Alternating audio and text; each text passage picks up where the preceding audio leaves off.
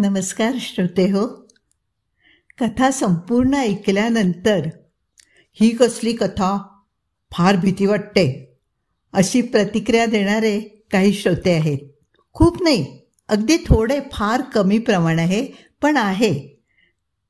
तर प्रियांका यांची प्रतिक्रिया मी तुम्हाला वाचून दाखवते. भयकथा ऐकायला समजायला सुद्धा गट्स लागतात, भीती वाटायलाच हवी.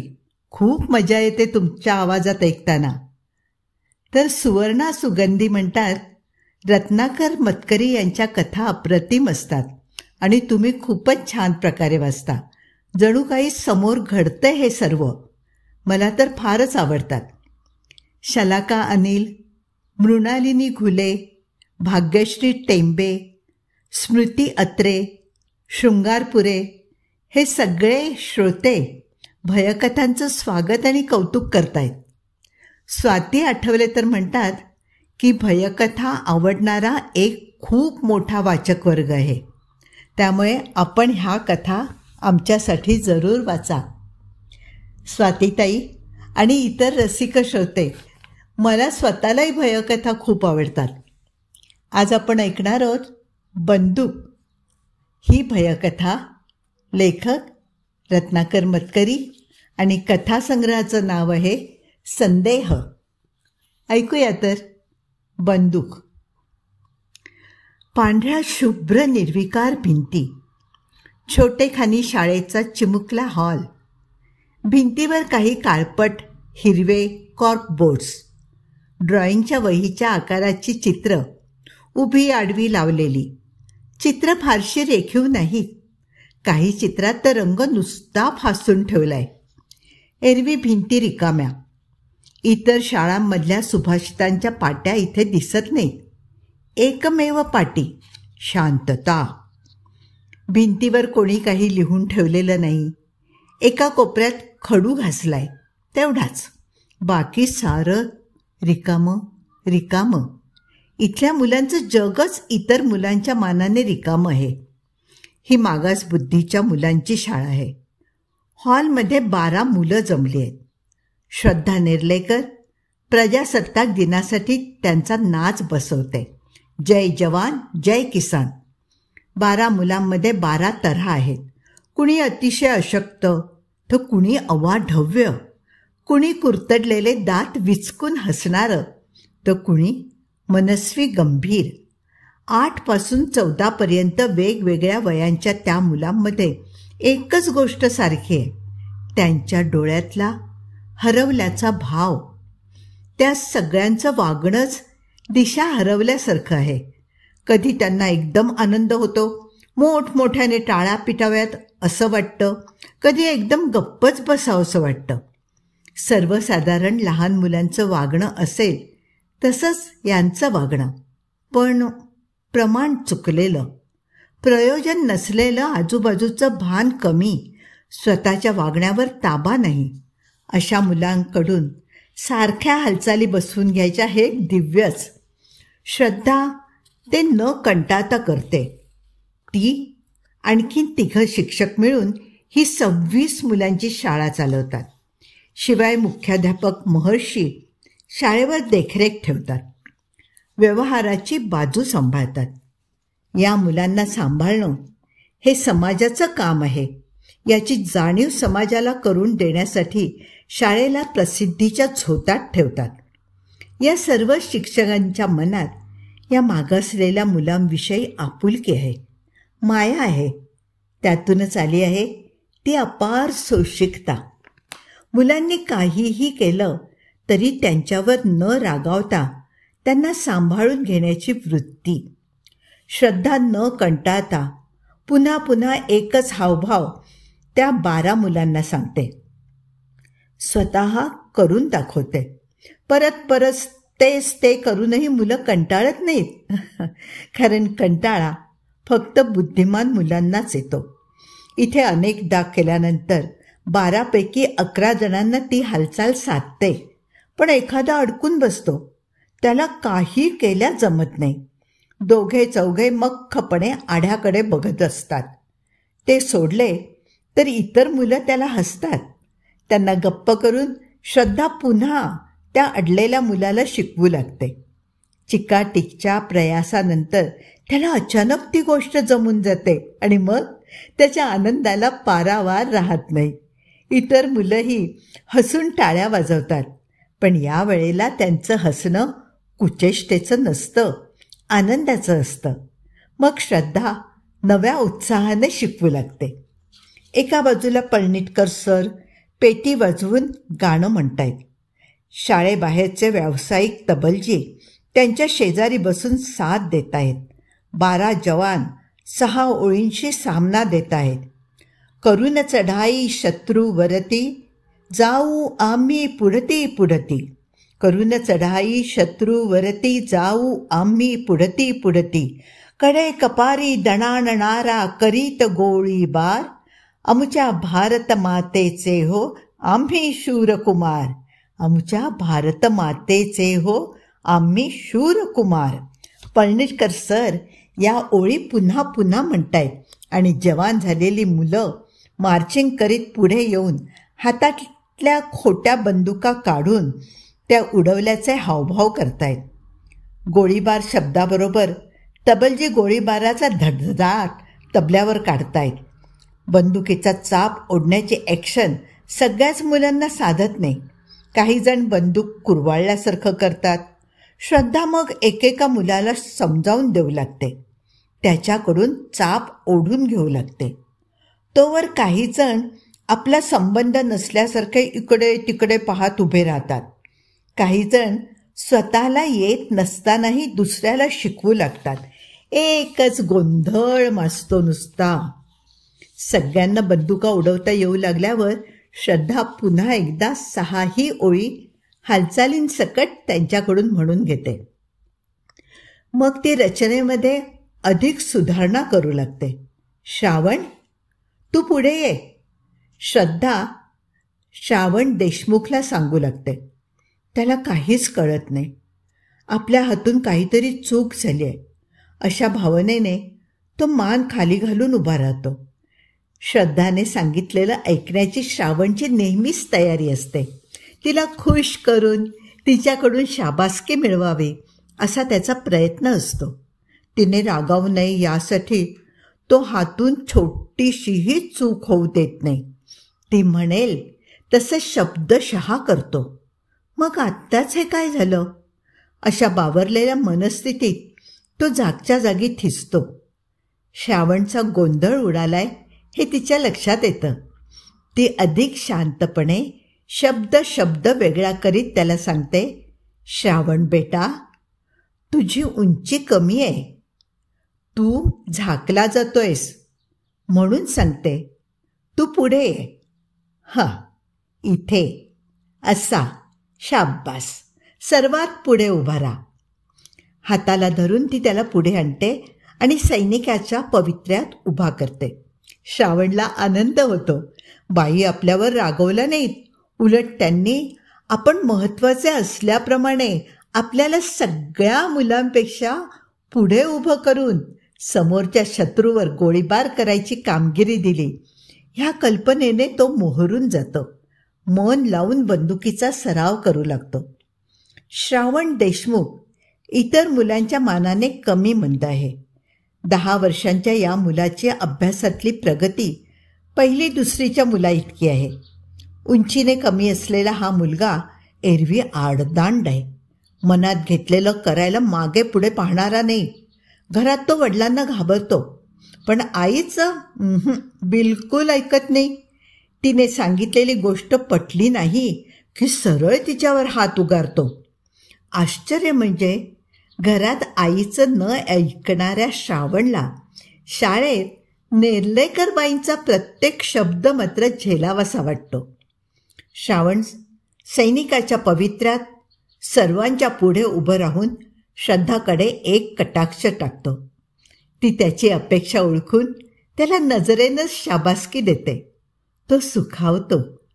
नव्या हालचाली बसवताना श्रद्धा नकळत श्रावणचाच विचार करत राहते. 6 महिन्यांपूर्वी श्रावण या शाळेत आला. महर्षी सरांनी तिला शाळेच्या अकपेटी एवढ्या ऑफिसमध्ये बोलावून घेतलं. नवीन मुलगा आलाय, ते म्हणाले. सर्वसामान्य मुलांच्या शाळेत नवीन मुलं कोण आली आहेत हे मुख्याध्यापकांना कधी कळतं का? श्रद्धाने श्रावणकडे पाहिलं. त्याचा चेहरा पाहून ती किंचित दचकली. त्याचे डोळे काहीसे खुनशी होते आणि भुवया जुळलेल्या होत्या. पुढे तिला त्याच्या चेहऱ्याची सवय झाली आणि तो तितकासा भेदक वाटेनासा झाला. आपल्याच नादात तो खुर्चीवर टकटक करीत बसला होता. श्रावणच्या बरोबर त्याची आई आली होती. ठेंगणीशी, फॅशनेबल कापलेल्या केसांचं वाऱ्यावर उडून पोतेरं झालेलं अशी. दिसायला वाईट नाही, पण थोडी निर्बुद्ध वाटणारी. श्रीमंत घरातली पण ढिसाळपणे राहणारी अशी ती वाटली. तिच्या अंगावर सुरेख मोरपिशी रेशमी साडी होती, पण नेसताना तिने तिचा असा काही बोंगा करून टाकला होता.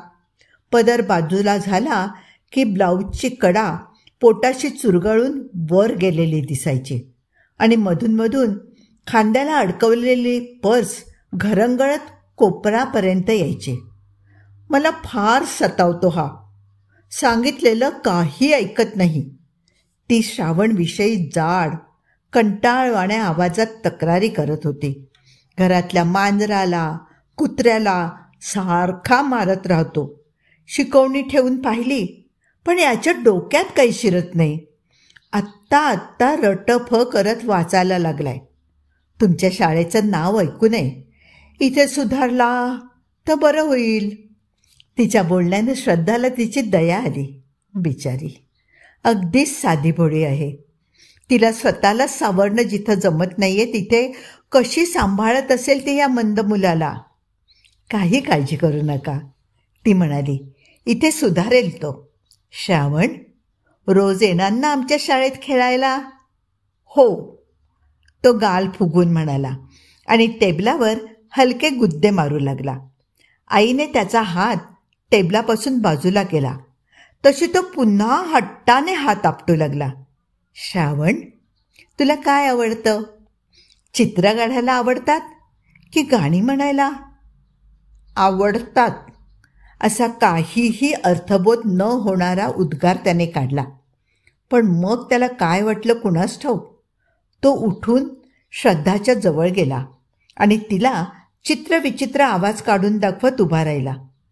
त्याच्या त्या आपसूक जवळ येण्याने श्रद्धाचं मन हललं.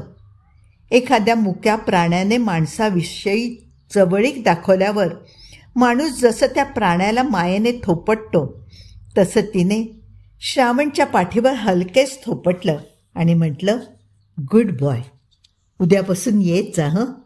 इकडे खूप मज्जा आहे. श्रावणने मान हलवली. पण तो परत आईकडे जाईस ना. चल श्रावण, ती जाड आवाजात म्हणाली. श्रावणने तिच्याकडे लक्षच दिलं नाही. तो अधिकच श्रद्धाच्या बाजूला सरकला. जा बेटा, श्रद्धा म्हणाली. पप्पा आल्यानंतर. श्रावण अगदी लहान मुलासारखं बोलला. पप्पांनी आपल्याला दारात थांबायला सांगितलंय. ते काम आटपून लगेच येणार आहेत आपल्या पाठोपाठ, श्रावणची आई म्हणाली. तिची चूक श्रद्धाच्या लगेच ध्यानात आली. ती श्रावणशी एखाद्या सर्वसामान्य मुलाशी बोलावं तसं बोलत होती. तिने दिलेल्या माहितीमधली सगळी गुंतागुंत श्रावणच्या एकदम लक्षात येण्यासारखी नव्हती. ती जर नेहमी अशीच बोलत असेल तर श्रावणला तिच्यापासून दुरावा तयार झाला यात काही नवल नव्हतं. अशा मुलांना गोंधळून न टाकता त्यांच्याशी कसं बोलावं हे श्रद्धा शिकलेली होती. आपल्या पद्धतीने ती आता श्रावणला आईकडे पाठवणार इतक्यात पप्पा असा एकच शब्द श्रावणने लख्खपणे उच्चारला. श्रद्धाने दाराकडे पाहिलं आणि ती मघापेक्षाही अधिक दचकली. अजिंक्य देशमुख आत आला. म्हणजे हा अजिंक्यचा मुलगा आणि असा. श्रद्धाने अजिंक्यकडे न पाहिल्यासारखं करून घाईघाईनं मुख्याध्यापकांच्या पुढचा फॉर्म उचलला आणि वाचला. पालकांच्या जागी नाव होतं अजिंक्य आणि अमिता. व्यवसाय उद्योगपती, विविध कंपन्यांचा मालक. पाल्याचं वय 10 वर्ष. भावंड नाही. एकूण 11 वर्षांपूर्वी या उद्योगपतीच्या एकुलत्या एका मुलीशी लग्न करण्यासाठी अजिंक्याने आपल्या 2 वर्षांच्या प्रेमावर बोळा फिरवला होता. त्याच्या त्या लग्नाचा परिपाक समोर दिसत होता. सासऱ्यांकडून चालत आलेली विविध कंपन्यांची मालक, ही गबाळ ग्रंथी बायको आणि हो, एकुलता एक मागासबुद्धी मुलगा देखील. हॅलो, अजिंक्य तिच्याशी हसून म्हणाला आणि त्याने पुढं मुख्याध्यापकांना सांगितलं, आय नो हर. श्रद्धाला त्याच्याकडे पाहावंच लागलं. अजून 11 वर्षांपूर्वीसारखाच दिसतोय हा. तेच चमकदार डोळे आणि तेच तजेलदार स्मित. थोडा कृश झालाय आणि केस विरळ झाल्यामुळे कपाळपट्टी थोडी मागे गेली आहे, नाहीतर बाकी सारं काही पूर्वीसारखंच. छे, पूर्वीसारखंच कसं? पूर्वीचं सारं आता संपलंय. एकदम तिला त्याच्या शेजारी खुर्चीत बसलेल्या अमिता देशमुखचा संताप आला. का? कशासाठी? हे कळायच्या आत मघा त्या बाईविषयी वाटणारी सारी अनुकंपा पुसून गेली. हिच्यासाठी याने मला. ती खुर्चीवरून उठली. मुख्याध्यापकांना म्हणाली, येते मी. आणि श्रावणपासून त्याच्या पालकांपर्यंत सगळ्यांनाच एकच बाय करून ती त्या आगपेटी एवढ्या खोलीतून बाहेर पडली. त्यानंतर 5-6 वेळा वेगवेगळ्या निमित्तांनी अजिंक्य शाळेत आला होता, पण श्रद्धा त्याला भेटली नव्हती. मात्र त्या दिवशीच तिच्या मनात श्रावणविषयी एक खास जागा तयार झाली होती. ती नेमकी काय हे तिलाही सांगता आलं नसतं. नाचाची तालीम 1.5 तास चालते. पोरं दमून जातात. त्यांना समजावून सांगण्याच्या श्रमांनी श्रद्धाही थकून जाते. ती मुलांना म्हणते, आता पुरे, उद्या करूया. श्रावण थोडासा हिरमुसला होतो. सर्वात पुढे उभे राहून बंदुकीने ठो गोळीबार करायला त्याला खूप मजा येत होती. तेवढ्यात तालीम संपली. असं कसं झालं? तो श्रद्धाजवळ येऊन थांबतो. बोलत काहीच नाही, नुसता तिच्याकडे पाहत राहतो. ती त्याच्या केसांवरून हात फिरवते. तिला एकदम श्रावणच्या आईची आठवण होते. एक कडवट चव तिच्या तोंडात पसरते. अचानक कॉरिडॉरमधून अजिंक्य देशमुख पुढे होतो. चांगला बसतोय नाच, मी पाहत होतो बाहेरून, तो म्हणतो. थँक्स, ती म्हणते. आज मी आलोय श्रावणला न्यायला. त्याची आई शोफरला घेऊन शॉपिंगला गेले. ठीक आहे, तुम्ही त्याला घेऊन जाऊ शकता. शाळा सुटलेलीच आहे. बाय, असं म्हणून ती हॉलमधून निघते, मागे वळूनही न पाहता. 11 वर्ष वनवास. मन शांत करण्यासाठी अनेक नोकऱ्या करून पाहिल्या, अनेक कोर्सेस करून पाहिले, सोशल वर्क केलं. मग हे क्षेत्र मिळालं. मतिमंदांचं, मागास मुलांचं, आपल्यासारख्याच दुर्भागी लोकांचं. 11 वर्ष एकटीने काढली. आणि आता सोबत मिळाली या समाजाला नको असलेल्या जड बुद्धींची. दुसरी सोबत मिळाली असती, पण आपणच ती नाकारली. अजिंक्यशिवाय दुसऱ्या कुणाचाच विचार आपण करू शकलो नाही, शकणारही नाही. पण अजिंक्यचा विचार आपण सोडून दिला. त्यालाही आता 11 वर्ष झाली. या 11 वर्षात ती त्याच्याबरोबर आहे. निर्बुद्ध, सैल शरीराची, ढगळ स्त्री. ती आपली जागा अडवू नये, आपली जागा. श्रद्धा स्टाफरूमशी येते. आपली पर्स घेते. इतक्यात गोमती सुर्वे आपली वाट पाहत असल्याचं तिला दिसतं. या मुलीला कळतं बेताचं, पण शंका फार. ती एकदम विचारते, बाई, बंदूक कोणावर झाडायची? श्रद्धा गोंधळते, मग सावरते. हां, नाचाविषयी म्हणतेस तू? सांगा ना, कोणावर झाडायची बंदूक? कोणावर म्हणजे? शत्रूवर. शत्रू कुठे असतो? समोर आहे असं समजायचं. गोमती गप्प. पण तिचं समाधान झालेलं नाही. तिला पडलेला प्रश्न 12ही मुलांना पडला असणार. शत्रू समोर आहे हे समजायचं कसं? मी उद्या सांगेन. तालमीच्या वेळेला, श्रद्धा म्हणते. सगळ्यांनी लक्षात ठेवायचं, आपल्या समोरच्या मुलाच्या पाठीवर बंदूक रोखायची आणि सगळ्यात पुढे असलेल्या मुलाने समोर आपले पप्पा नाहीतर आई असं कुणीतरी पहिल्या रांगेत बसलेलं असेलच की नाही, तर त्यांच्याकडे लक्ष ठेवायचं. बंदूक त्यांच्यावर रोखायची. बोलता बोलता श्रद्धा गप्प होते. समोर बसलेले पालक, त्यांना शत्रू समजा असं मुलांना सांगायचं. पडदा बाजूला होतो. बाहेरच्या कंपाऊंडमध्ये वॉचमनच्या देवडीजवळ कणात लावून एक लहानसा मंडप तयार केला होता. 100-125 माणसं मावतील असा. त्यावर लहानसं स्टेज, मखमली पडदा आणि छानशा झालरी. सर्वात पुढल्या झालरीवर सुस्वागतम. पाहुणे मंडळी स्थानापन्न होतात. बहुतेक मुलांचे पालक हजर आहेत. श्रावणचे आईवडीलही पहिल्या रांगेत बसतात. महर्षी सरांचं स्वागतपर व्याख्यान होतं. त्यानंतर सानेबाईंचं भाषण.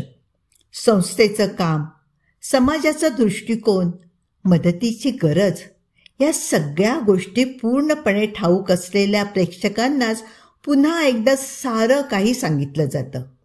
श्रद्धा भाषण वगैरे काही करीत नाही. तिचं सारं लक्ष करमणुकीचे कार्यक्रम यशस्वी करून दाखवण्याकडे लागलेलं असतं. मध्येच कधीतरी ती विंगेतून डोकावून पाहते. श्रावणची आई तल्लीन होऊन कार्यक्रम बघते. पण तिच्या शेजारी अजिंक्य मात्र नाही आहे.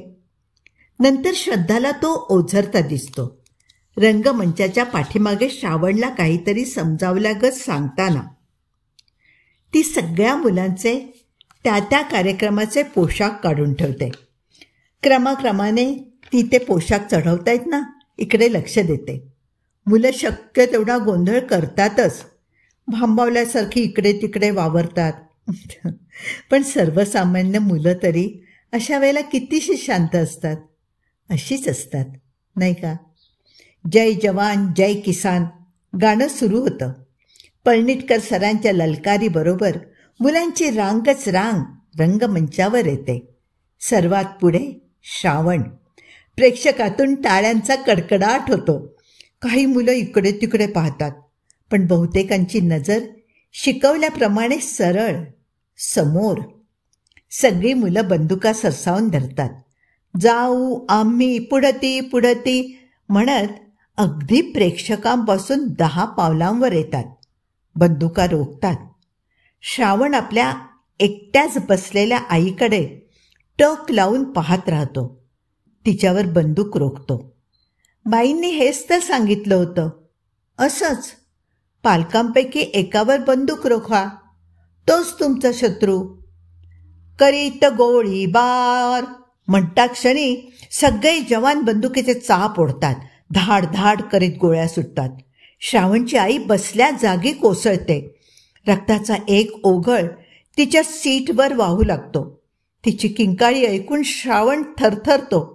त्याला सगळीकडे रक्तच रक्त दिसू लागतं. डोळ्यांसमोर तांबडा अंधार पसरतो. श्रावणच्या आईजवळ बसलेले पालक, शिक्षक आणि इतर मंडळी तिच्या भोवती कोंडाळं करतात. शाळेचे हितचिंतक डॉक्टर परांजपे त्या मंडळीतच असतात. ते पुढे होऊन त्या घायाळ देहाकडे बारकाईने पाहतात. त्यात प्राण राहिले नसल्याचं जाहीर करतात. रंगमंचावर एकच गोंधळ. मुलं सैरावैरा धावू लागलेली, काही खाली उडी टाकू पाहणारी, काही वरूनच अवाक होऊन खालच्या प्रकाराकडे पाहत उभी. श्रद्धा रंगमंचावर येऊन सर्वांना आत नेण्याचा प्रयत्न करते. श्रावण बेभान होऊन किंचाळत ओरडत लाथा झाडत सुटलेला. श्रद्धा त्याला शांत करू लागते, पण लाथा झाडता झाडताच तो बेशुद्ध होऊन खाली कोसळतो. त्याआधीच त्याने आपली बंदूक खाली फेकून दिलेली. ती बंदूक इतर जवानांच्या बंदुकीसारखा पोशाखाबरोबरच भाड्याने आणलेली नकली बंदूक नसते, ती खरोखरीची असते. करड्या भिंती, लहानसा वर्ग वजा हॉल, एका टेबलाशी जज साहेब बसलेले. अधिकारावरून वाटतो त्या मानाने माणूस पुष्कळच मवाळ. चष्म्याआडची नजर बरीच तीक्ष्ण. समोरच मुख्याध्यापक महर्षी खाली मान घालून बसलेले. मागास बुद्धीच्या मुलांच्या शाळेची प्रतिमा आपण आजवर इतकी उंचावत नेली, तिला या प्रकाराने काळिमा लागला असं त्यांना वाटतंय. प्रत्यक्ष मुलाने भर सभागृहात आपल्या आईवर गोळ्या झाडाव्यात यापेक्षा अधिक भीषण ते काय असणार. श्रावण स्वतः मात्र अगदीच गोंधळून गेलाय. काय झालं ते त्याच्या लक्षात आलंय. ते व्हायला नको होतं हेही कळतंय, पण आता यापुढे काय ते मात्र समजत नाहीये. त्याच्या या भांबावलेल्या मनस्थितीला त्याला आधार देण्यासाठी बाकावर त्याच्या एका बाजूला श्रद्धा बसले आणि दुसऱ्या बाजूला अजिंक्य देशमुख, डॉक्टर परांजपे आणि शाळेचे आणखीन एक हितचिंतक, सानेबाईंचे यजमान ॲडव्होकेट साने श्रावणच्या बाजूने बोलतात. पोलीस अधिकारी शेट्टे त्याच्या विरुद्ध बाजू मांडतात. परंतु हे मुलांचं कोर्ट आहे. त्यातून गुन्हेगार एक मतिमंद मुलगा आहे याचं भान सर्वांनीच ठेवलंय. हा गुन्हा नसून अपघात आहे यावर ॲडव्होकेट सानेंचा मुख्य भर. नकली बंदुकीऐवजी खरी बंदूक हाती आल्यामुळे तो घडला एवढंच, नाहीतर जाणून बुजून काही श्रावणने आईवर गोळ्या झाडल्या नाहीत. पण पोलीस अधिकारी शेट्टे यांना स्टेजवर खरी बंदूक आली यातच काहीतरी काळबेरं दिसतं. श्रावण मात्र आपल्या जबानीत पुन्हा पुन्हा विचारल्यावर सांगतो, बंदूक मी आणली. कुठून? तर वॉचमनच्या देवडीवरून. का? माझी तुटली होती म्हणून. वॉचमनची देवडी मुद्दाम बांधलेल्या रंगमंचाला जवळजवळ लागूनच आहे. श्रावणची बंदूक आयत्या वेळेला तुटली म्हणून त्याने पप्पा आत भेटायला आले असताना त्यांच्याकडे दिली. ते ती घेऊन दुरुस्त करायला बाहेर निघून गेले. एवढ्यात नाचाची वेळ झाली म्हणून श्रावण धावत जाऊन वॉचमनची बंदूक घेऊन आला. त्यावेळी देवडीवर वॉचमन नव्हता, कारण श्रद्धानेच त्याला हार तुरे आणायला पाठवलं होतं. देवडीवर श्रावणनं बंदूक कितीदा तरी पाहिली होती, त्यामुळे त्याने ती आयत्या वेळेला उचलून आणणं अगदी साहजिक होतं. डॉक्टर परांजपे कोर्टाला पुन्हा पुन्हा विनवतात की एवढ्याच कारणावरून श्रावणला दोषी ठरवून रिमांड होममध्ये पाठवू नये. तिथे तो पुरता बिघडेल आणि एक निष्पाप मतिमंद मुलाला कायमचं आयुष्यातून उठवल्यासारखं होईल. कोर्ट या गुन्ह्याचा दयाबुद्धीने विचार करतं. श्रावणवर कसलीही कारवाई न करता त्याला गुन्हेगार म्हणून सुधारगृहात किंवा पूर्ण वेडा म्हणून मानसोपचारासाठी न पाठवता आहे तिथेच ठेवण्याची शिफारस केली जाते. मुख्याध्यापक महर्षींच्या छातीवरचा दगड उचलला जातो. शाळेच्या प्रतिमेला तडा जायचा राहतो. संध्याकाळ उलटून गेलेली. अजिंक्य देशमुख ऑफिसमधून थकून घरी आलेला. व्हिस्कीचा एक पेग ओतून घेऊन तो वेताच्या आराम खुर्चीत अंग टाकतो. काळोख वाढत असतो, पण त्याला दिवा लावण्याचा उत्साह नसतो. अचानक श्रद्धा येते. दारातच उभी राहते. तिला अशी एकाएकी आलेली पाहून अजिंक्य चमकतो. बस म्हणतो, पण ती बसत नाही. मला फक्त एका गोष्टीचं स्पष्टीकरण हवंय, श्रद्धा म्हणते. तू इतका नीच कसा झालास? काय केलं मी? दचकून उभा राहत अजिंक्य विचारतो. महत्वाकांक्षेपोटी तू एका उद्योगपतीच्या मुलीशी लग्न केलंस.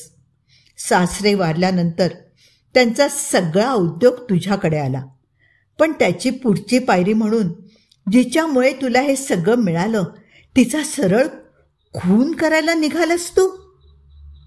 तू काय बोलतेस, मला काही कळत नाही, अजिंक्य म्हणतो. मी आपलं प्रेम गुंडाळून ठेवून पैशासाठी लग्न केलं हे खरं आहे. ती माझी तारुण्यातली चूक होती. अमिताने मला कधीच सुखी केलं नाही आणि माझी चूक मला पुन्हा पुन्हा सलत राहिली. पण तिचा खून करून त्या चुकीचं प्रायश्चित्त घेण्या इतका मी हलकट नाही आहे. समजलीस, मी हलकट नाही. मग श्रावणची नकली बंदूक कोणी मोडली? मी? मुळीच नाही. मी उलट आधी मोडलेली बंदूक दुरुस्तीसाठी घेऊन गेलो. हो. आणि जाताना श्रावणला सांगून गेलास की त्या बंदुकीऐवजी वॉचमनची खरी बंदूक वापर. खोटं, साप खोटं आहे, अजिंक्य ओरडतो. मी श्रावणला काहीही सांगितलेलं नाही आहे. क्षणभर शांतता पसरते. श्रद्धाच्या डोळ्यात पाणी येतं. फार बरं वाटलं अजिंक्य, तू खून केला नाहीस हे कळल्याने मला खूप बरं वाटलं. मला श्रावणने तुझं नाव सांगितल्यापासून मी आतल्या आत मरून गेले होते. कुणी सांगितलं माझं नाव? श्रावणने? हो. तो म्हणाला, तूच त्याची बंदूक मोडलीस. तूच त्याला वॉचमनची बंदूक घ्यायला लावलीस. श्रावण खोटं सांगतोय ग. मलाही त्याने असंच सांगितलं, पण मी त्याची शहानिशा करायला तुझ्याकडे आलो नाही. काय सांगितलं त्याने? श्रद्धा धसकून विचारते. त्याने सांगितलं की तूच वॉचमनला कामाला पाठवलंस आणि श्रावणला सांगितलंस की त्याची बंदूक घेऊन ये. मी? हो. ओरडतेस केवढ्याने? अरे पण तू खरं म्हणलंस हे सगळं? हो. मला वाटलं तुला अमिताचा द्वेष वाटणं साहजिक आहे आणि आणि आणि असंही वाटलं की तू अजून माझ्यावर प्रेम करत असशील, जसा मी अजून तुझ्यावर करतोय तसंच. प्रेम असेल पण म्हणून खून? नाही, मी वॉचमनला मुद्दामून पाठवलं नाही आणि श्रावणला काहीही सांगितलं नाही. आपण चुकून प्रेमाची कबुली दिली हे लक्षात येताच श्रद्धा गोरीमोरी होते. अजिंक्य दिवा लावतो. त्या प्रकाशात त्याला दारात सगळं ऐकत बसलेला श्रावण दिसतो. त्याची नजर आता अधिकच खुनशी वाटते. तुम्हाला सांगितलं ते मी सगळं काही पोलीस अंकलला सांगणार. आणि तो वेडगळपणे हसतच सुटतो. श्रावण? नाही श्रावण, असं भलतं सलतं नाही काही करायचं, श्रद्धा कळवळून म्हणते. मग तू येशील इथे राहायला नेहमीसाठी? येशील? श्रद्धा गोंधळते. अजिंक्यकडे पाहते. हो म्हण, तो म्हणतो. कथा इथे संपली आहे. पुन्हा भेटूया नव्या कथेसह.